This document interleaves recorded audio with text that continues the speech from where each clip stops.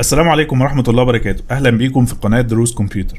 في الفيديو ده هنتعرف سوا بالتفصيل على واحد من أفضل برامج نقل الملفات ما بين الموبايل والكمبيوتر. هنتعرف سوا على برنامج لوكال سند. البرنامج ده بيتميز إن هو اوبن سورس وفري، وكمان من مميزاته إن هو بيستخدم بروتوكول ال HTTPS في نقل الملفات، بمعنى إنه بيوفر درجة حماية عالية جدا للملفات اللي بينقلها بين الأجهزة. والأهم إنه سريع في نقل الملفات. اهم شرط عشان تعرف تستخدمه ان الاجهزه اللي هتنقل الملفات بينها تكون متصله على نفس شبكه الوايرلس. قبل ما ابدا معاكم في شرح البرنامج بفكركم تعملوا سبسكرايب في القناه لو انتم مهتمين بشروح الكمبيوتر والتكنولوجي بشكل عام. يلا بينا نبدا سوا. في البدايه لو انا عايز احمل نسخه البرنامج على الكمبيوتر بتاعي فانا هدخل على السيرش، ومن السيرش هكتب لوكال سند او لوكال سند داونلود، ومن خلال الويب سايت بتاع البرنامج هبص هلاقي ان في نسخ مختلفه لمختلف نظم التشغيل، فهفترض ان انا عايز احمله على نظام تشغيل الويندوز. بعد كده هنزل هختار النسخه المناسبه اللي انا عايز احملها او اسطبها على الجهاز بتاعي، وليكن مثلا هحمل نسخه الاي اكس اي، فبضغط عليها فبتتحمل.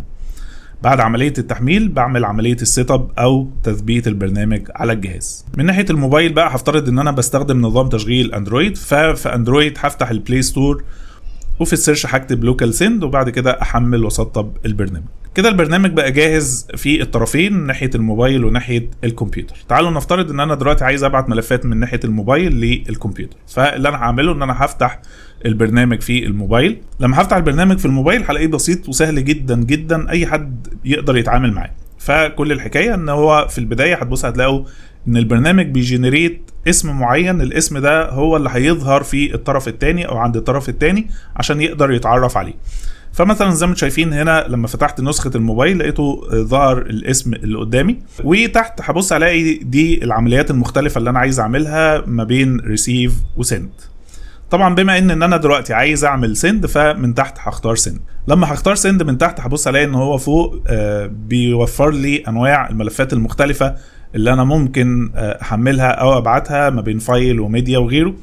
فهفترض ان انا دلوقتي عايز ابعت ملفات ميديا او ملفات فيديو على سبيل المثال، فهضغط على ميديا، هختار الملفات اللي انا عايز ابعتها وهنزل تحت هضغط على كونفيرم. بعد ما اخترت الملفات ممكن لو حبيت مثلا اد او اضيف عليها بضغط على اد، لو عايز اعدل فيها بضغط على اديت. ومن تحت بيظهر عندي اسم الجهاز اللي هو اسم الكمبيوتر، طالما انا فاتح البرنامج في ناحية الكمبيوتر فهيظهر الاسم اللي ظهر من ناحية الكمبيوتر. طبعا في الاول لازم اتأكد ان الاسم الكمبيوتر اللي ظهر هناك في البرنامج هو نفس الاسم اللي ظهر عندي عشان ما ابعتش حاجة بالغلط.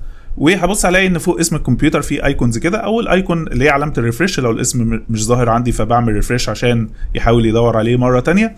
الامر اللي بعده هو عمليه الارسال ذات نفسها. علامه الهرت او القلب دي لو انا عايز مثلا في جهاز بستخدمه كتير فممكن اخليه فيفوريت بحيث ان هو يبقى يظهر عندي بسرعه. وفي علامه السيتنجز ديت لحاجات ادفانسد مش محتاجين ان احنا نتعرف عليها دلوقتي. فانا هختار دلوقتي اسم الكمبيوتر بعد التاكد من الاسم، وبمجرد ما بضغط على اسم الكمبيوتر بيظهر هناك في ناحية الكمبيوتر بتظهر رسالة زي تأكيد ان في حد بيحاول يبعت لك ملفات، فبيطلب مني ان انا اقبل او ارفض العملية. فبالطبع طالما انا متأكد ان انا ببعت الملفات للكمبيوتر فهقبل العملية. مجرد ما بقبلها بتبدأ عملية التحميل من الموبايل للكمبيوتر. لاحظوا سرعة الارسال، طبعا هي ملفات مش كبيرة قوي وبرضو مش صغيرة، لكن لو حاولت او عملت مقارنه ما بين السرعه دي مثلا في الواتساب او التليجرام او غيرهم من البرامج الشائعه ما بين الناس، هبص على ان البرنامج ده يعتبر هو اسرع واحد في نقل الملفات. فزي ما شايفين استخدام البرنامج سهل جدا، سريع جدا، وكمان بيتميز بموضوع البروتكشن او الحمايه. لو رجعت ناحيه الموبايل لو دخلت على السيتنجز هبص الاقي ان في مجموعه من السيتنجز وبرده سهله قوي ان انا اقدر اتعامل معاها، زي مثلا لو عايز اغير الثيم، الكالر، عايز اغير المكان اللي بحفظ فيه الملفات، عايز اغير الاسم اللي هيظهر بيه الجهاز وهكذا. فسهل جدا ان انتوا تقدروا تدخلوا وتتعاملوا مع هذه السيتنج. وزي ما انتم شايفين الموضوع بسيط وسهل جدا ما فيهوش اي مشكله. وبكده نكون اتعرفنا سوا على واحد من افضل البرامج في نقل الملفات ما بين الموبايل والكمبيوتر والعكس، برنامج لوكال سند. في نهايه الفيديو اتمنى يكون الفيديو عجبكم واستفدتوا منه، ولو الفيديو عجبكم وبتحبوا النوع ده من المحتوى فيا ريت تعملوا لايك وشير عشان تدعموا المحتوى دوت، وكمان ما تنسوش السبسكرايب. شكرا، ونتقابل في فيديو جديد على خير ان شاء الله في قناه دروس كمبيوتر. السلام عليكم ورحمه الله وبركاته.